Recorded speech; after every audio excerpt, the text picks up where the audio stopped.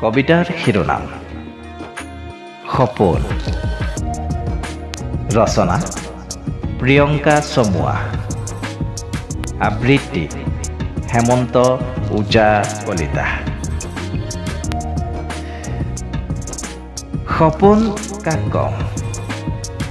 বিচৰা আলোকৰ অনুভৱখিনি পোৱাটো নে সকলোৰে শেষটো হাঁহিব খোজাটোক? বিচৰাবোৰ শেষ হ'লেও জীৱন জিন্দাবাদ বুলি ভাবাটো। সপোন কাক কওঁ? বিচৰা আলোকৰ অনুভৱখিনি পোৱাটো নে সকলোৰে শেষটো হাঁহিব খোজাটোক নে বিচৰাবোৰ শেষ হ'লেও জীৱন জিন্দাবাদ বুলি ভাবাটো?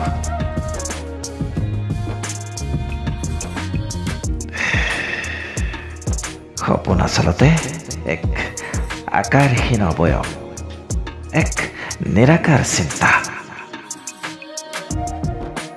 যাৰ বাবে জীৱন মূল্যৱান, সপোনবোৰো সিমানে মূল্যৱান।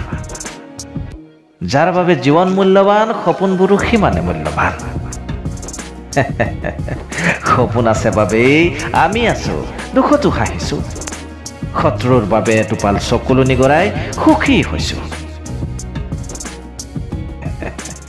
সপোনবোৰ এনেকুৱাই যি জীৱন দিয়ে আমাক আমাৰ অজ্ঞাতেই।